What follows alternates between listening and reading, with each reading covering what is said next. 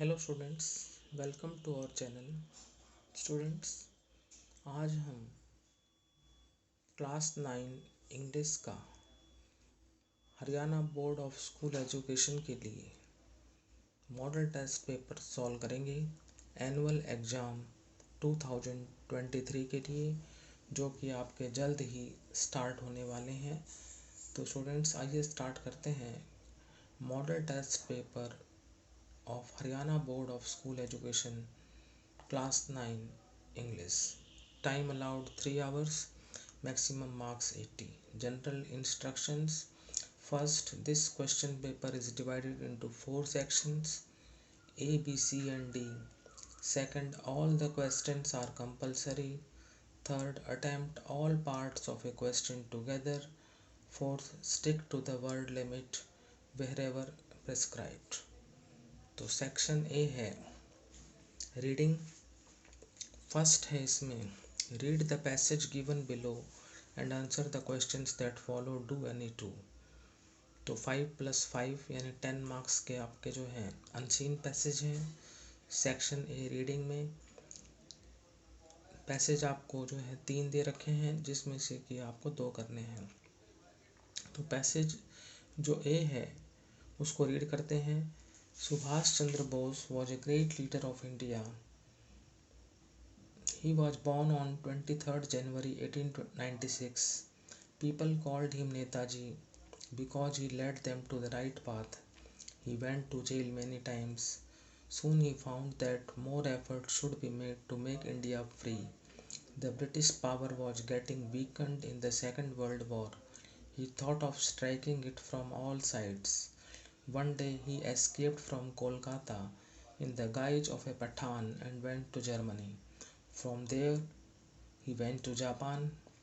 He organized the Indian National Army that fought many battles against the British armies.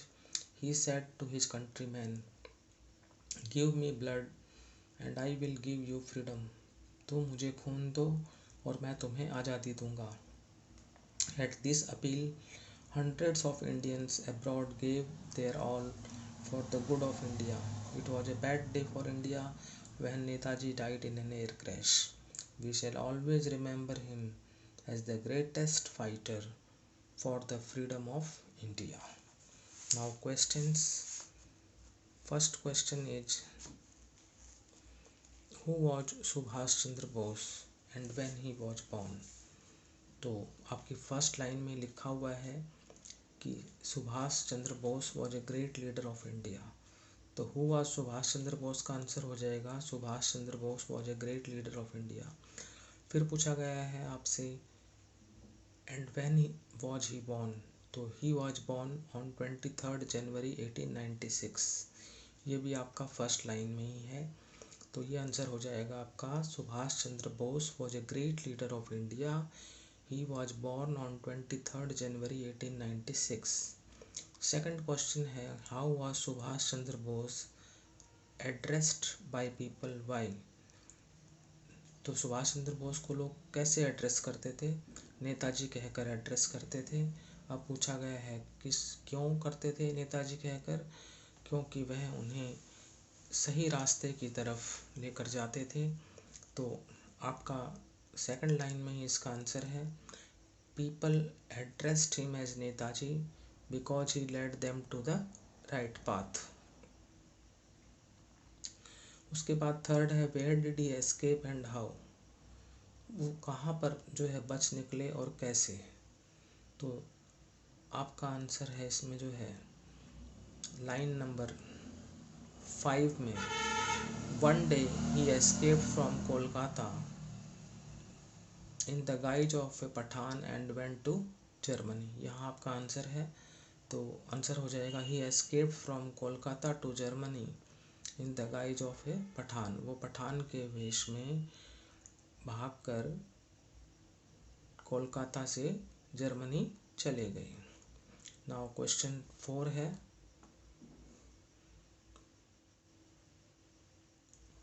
तो वो बच निकले किस्म से, कैसे? पठान के वेश में Kolkata to Germany. One day he escaped from Kolkata in the guise of a Pathan and went to Germany. तो वो बच निकले, एस्केप किया उन्होंने। कहाँ किया? Kolkata to Germany. और कैसे? पठान के वेश में। तो क्वेश्चन 4 है आपका, what did he do to fight against British armies? उन्होंने ब्रिटिश आर्मीज से के खिलाफ लड़ने के लिए क्या किया? तो इसमें भी आपके पैसेज में ही है, 6th लाइन में, he organized the Indian National Army that fought many battles against the British armies. तो he organized the Indian National Army that fought many battles against the British armies. तो यही 6th line में जो answer है, तो इसका answer यही रहेगा, he organized the Indian National Army to fight against the British armies. उन्होंने भारतीय जो राष्ट्रीय सेना है उसको संगठित किया ब्रिटिश आर्मी से लड़ने के लिए।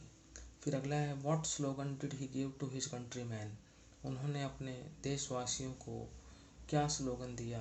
उन्होंने यही स्लोगन दिया जो मैंने आपको बताया था अभी 7th लाइन में, कि he said to his countryman give me blood and I will give you freedom. तो आप देख रहे हैं यहाँ पर कि भाई 7th लाइन में he said to his countryman give me blood and I will give you freedom. तो स्लोगन जो उन्होंने देशवासियों को दिया कि तुम मुझे खून दो, मैं तुम्हें आज़ादी दूंगा, he gave the slogan give me blood and I will give you freedom. Now passage B, there are several reasons for a headache, physical, emotional and mental factors, anxiety and tension are some of them. Sometimes headache can be a signal of an underlying disease. More than medicines, yoga therapy suits all needs. Yoga is a comprehensive mode of culturing the body and the mind. Yoga can cure some tough headaches. It includes breathing asanas, pranayams, meditation, and devotional sessions. Yoga asanas, especially the ones imitating the natural postures of animals, have great tranquilizing effect without using common drugs. Pranayam checks random agitations in pranic, energy flows in pranayam kosa and stabilizes nervous system. Dhyana and samadhi relax the mind. It changes the attitude of the sufferer from headache. Questions. First question, what are some of the reasons for headache? सिर दर्द के लिए कुछ एक कारण कौन से हैं? तो there are several reasons for a headache. सिर दर्द के लिए बहुत सारे कारण हैं, फिजिकल शारीरिक, इमोशनल संवेगात्मक, और मेंटल मानसिक फैक्टर्स, एंजाइटी चिंता, एंड टेंशन तनाव और सम ऑफ देम। तो ये कारण है सिर दर्द के, हेडेक के। What is the headache sometimes a signal of? कभी कभी जो हेडेक है वो किस चीज़ का जो है सिग्नल होता है या चिन्ह होता है? तो कभी कभी जो हेडेक है वो एक अंडरलाइंग जो डिजीज है उसका सिग्नल होता है, आने वाली बीमारी का। What is yoga? योगा क्या है? Yoga is a comprehensive mode of culturing the body and the mind. Yoga जो है एक कॉम्प्रिहेंसिव मोड है बॉडी और माइंड को कल्चरिंग करने का। इसके बाद चलते हैं हम अगले क्वेश्चन की तरफ। What effect do yoga asanas have? Yoga आसनों का क्या इफेक्ट होता है? Yoga asanas have great tranquillising effect without using common drugs. Yoga आसनों का जो है ट्रैंक्विलाइजिंग इफेक्ट होता है बगैर कॉमन ड्रग्स को प्रयोग किए। नेक्स्ट है question 5, what are the advantages of dhyana and samadhi? Dhyana and समाधि के क्या लाभ हैं? ध्यान एंड समाधि रिलैक्स द माइंड। ध्यान और समाधि जो है वो मस्तिष्क को शांत करते हैं, रिलैक्स करते हैं। It changes the attitude of the sufferer from headache. तो जो पीड़ित है हेडेक से उसके जो रवैया है, उसके जो रुख है, उसको परिवर्तित करते हैं ध्यान और समाधि। इसके बाद चलते हैं हम पैसेज सी पर, आपको करने दो ही हैं। Siddhartha was the only son of a great king. He had all the luxuries of life. Even as a young man, he was of religious and philosophic nature. Once, when he was walking through the town, he got a sight of a sick man, an old and then a dead man who was being carried to the cremation ground. He thought about it a lot and got convinced that life was full of sorrows. This conviction led him to abandon his palace life, leaving behind a beautiful wife and an only son, to go out in search of truth. He became a wandering monk and lived a very simple and hard life. After many years, he experienced enlightenment while meditating under a tree in Gaya and became the Buddha, the enlightened one. Questions first है, who was Siddhartha. तो अभी हमने पढ़ा कि सिद्धार्था महान राजा का एकमात्र पुत्र था। तो Siddhartha was the only son of a great king. Second है, what sights did he see while he was walking through the town. जब वो शहर में से गुजर रहा था तो उसने जो है कौन से दृश्य देखे। He got sites of A sick man, उसने एक बीमार व्यक्ति का दृश्य देखा, एक बूढ़े और फिर एक मृत व्यक्ति का दृश्य देखा। क्वेश्चन नंबर 3 है, what did he get convinced. उसको क्या मतलब ये विश्वास हो गया। Got convinced that life was full of sorrows. उसे ये विश्वास हो गया कि जो जीवन है वो दुखों से भरा हुआ है। फोर्थ है, where did his conviction lead him. उसकी जो ये धारणा थी वो उसे कहाँ ले गई।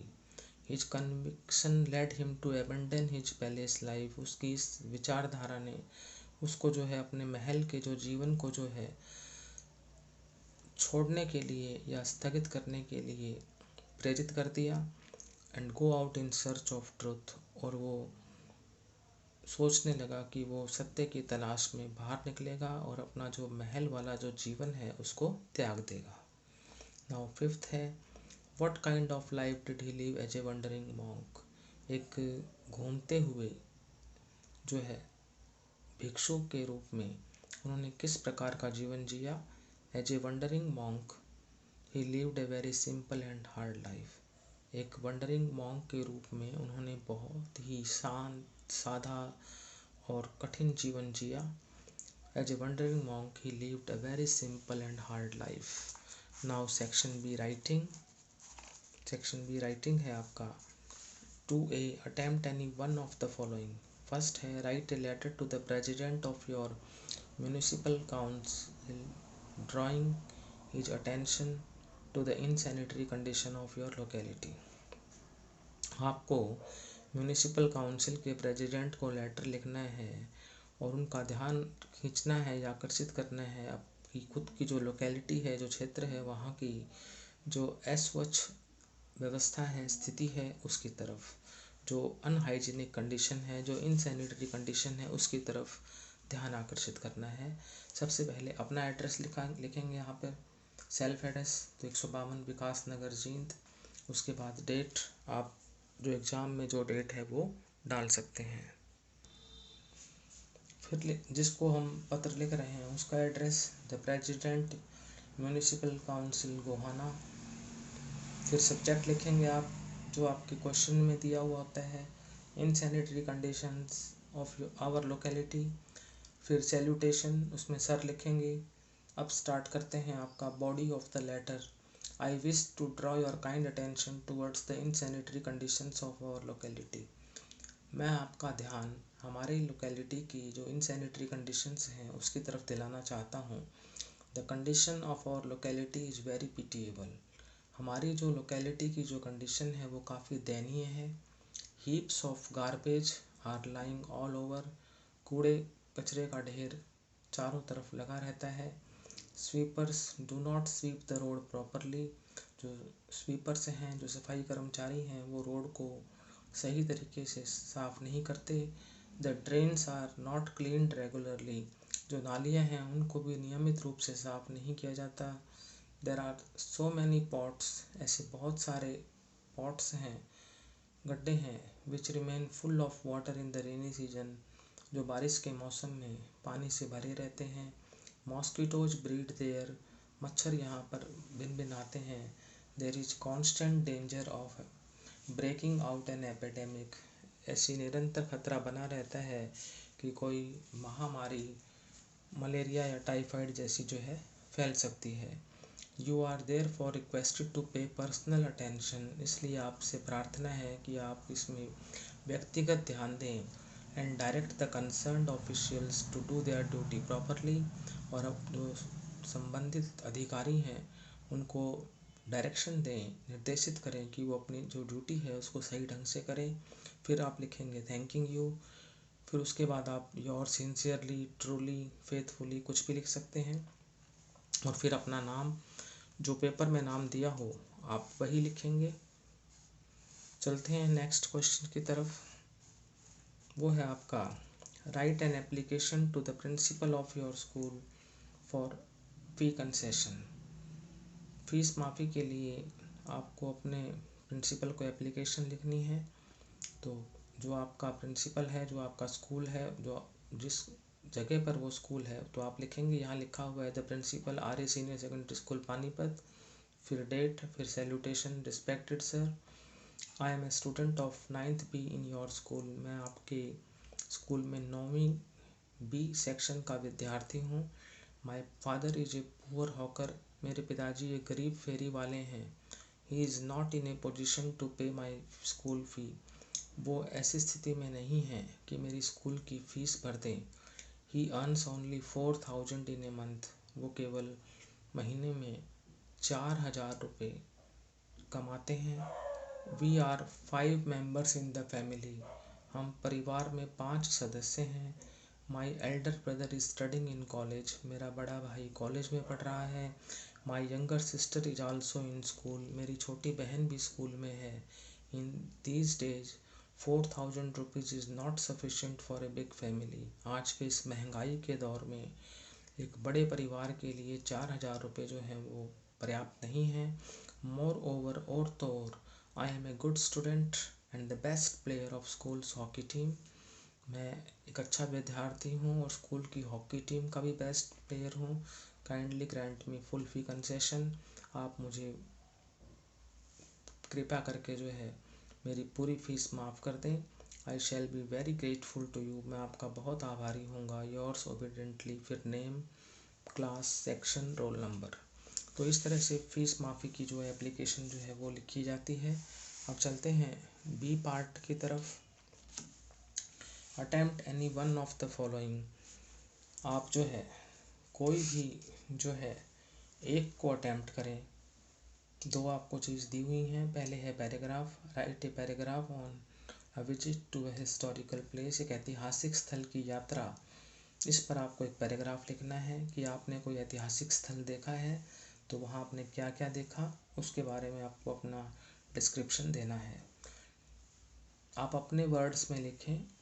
अ visit to a historical place is both instructive and entertaining, एक ऐतिहासिक स्थल की जो विजिट होती है वो बहुत ही इंस्ट्रक्टिव यानी निर्देशात्मक तथा एंटरटेनिंग मनोरंजक होती है। A historical building reminds us the glory of the past, एक जो ऐतिहासिक इमारत होती है वो हमें अतीत की जो शान होती है उसके बारे में याद दिलाती है। During the last summer vacation I went to Agra to visit the Taj Mahal, पिछली गर्मी की छुट्टियों के दौरान मैं आगरा गया ताजमहल को देखने के लिए। तो आपको पता ही है कि ताजमहल आगरा में है और एक वो हिस्टोरिकल प्लेस है। There I stayed with a friend, वहाँ मैं एक मित्र के साथ ठहरा। I along with my friend, मैं अपने मित्र के साथ जो है ताजमहल देखने गया था। I was charmed to see its beauty, मैं इसकी जो सुंदरता जो है उसको देखकर हैरान हो गया। It was built by Shah Jahan in the memory of his beloved queen Mumtaz Mahal, इसे जो है शाहजहाँ के द्वारा बनाया गया था अपनी बिलवड क्वीन मुमताज महल के लिए। It stands on the bank of the river Yamuna, यह यमुना नदी के तट पर स्थित है। It is made of white marble, यह जो है सफ़ेद संगमरमर से बना हुआ है। There are 4 tall minarets, 1 at each corner, इसमें 4 टॉल minarets हैं और हर कोने पर एक है। There is a broad circular gallery all around the building, building के चारों ओर एक विस्तृत सर्कुलर गैलरी है। In the moonlight it looks like a silver palace, चंद्रमा की रोशनी में ये एक सिल्वर पैलेस जैसा लगता है। It is a living poem, यह एक जीवित कविता है। With its wonderful and superb architecture, अपने अद्भुत और शानदार आर्किटेक्चर के साथ। वी स्पेंड 3 hours देयर, वहाँ हमने 3 घंटे बिताए। Enjoying peace and beauty of the place, जो प्लेस है, जो स्थल है, उसकी सुंदरता और शांति का वहाँ पर हमने आनंद के साथ जो है 3 घंटे व्यतीत किए। I can never forget this visit, मैं इस विजिट को कभी नहीं भूल सकता। It's sweet memory will always be in my heart, इसकी जो मधुर याददाश्त है, जो यादगार कह सकते हैं हम उसको, वो हमेशा जो है मेरे हृदय में रहेगी। इसके बाद है draft a notice for your school notice board inviting students for participating in an adult education programme to be organised during winter vacation. You are Shreya Gupta of DAV public school Moga. आपको जो है एक नोटिस लिखना है स्कूल नोटिस बोर्ड के लिए, जिसमें आपको स्टूडेंट्स को इनवाइट करना है कि वो एक एडल्ट एजुकेशन प्रोग्राम में भाग लें, जो कि विंटर वैकेशन के दौरान आयोजित किया जाएगा। आपका नाम श्रेया गुप्ता है और आप DAV पब्लिक स्कूल मोगा की जो है NSS यूनिट की जो है कैप्टन है। एग्जाम्पल के तौर पे मैंने आपको बताया है, यहाँ सिर्फ ये लिखा हुआ है कि you are Shreya Gupta of DAV public school Moga. तो लास्ट में आपको ये तो लिखना ही पड़ेगा श्रेया गुप्ता और DAV पब्लिक स्कूल मोगा जो है आप सबसे ऊपर हेडिंग में लिखेंगे। सबसे पहले स्कूल का नाम, फिर नोटिस, फिर साइड में जो है डेट आप देख रहे हैं। इसके बाद यहाँ पर हम जो है आज की डेट डाल देते हैं एग्जाम्पल के तौर पे, जो है जैसे आज फरवरी जो है 17 है, तो इस तरह से आप डेट चेंज कर सकते हैं। फिर the NSS unit of our school is organising a 7-day adult education programme during summer vacation from June 1 to June 7। जो NSS यूनिट है हमारे स्कूल की, वो एक 7 दिन का प्रौढ़ शिक्षा कार्यक्रम जो है आयोजित कर रही है समर वैकेशन के दौरान। और समर वैकेशन आपको पता ही है जून में होती है, तो 1 हफ्ते का जो प्रोग्राम है 1 जून से 7 जून तक का।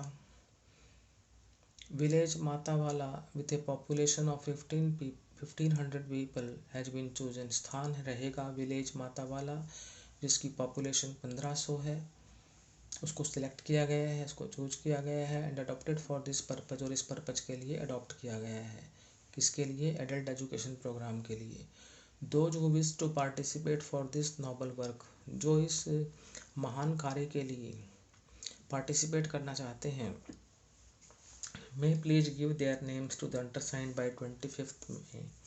समर वैकेशन 1 मई से शुरू हो रही है, 1 जून से, तो 25 मई तक जो है आप नाम दे सकते हैं। 1 हफ्ते पहले तक आपको जो है नाम देने के लिए कहा गया है।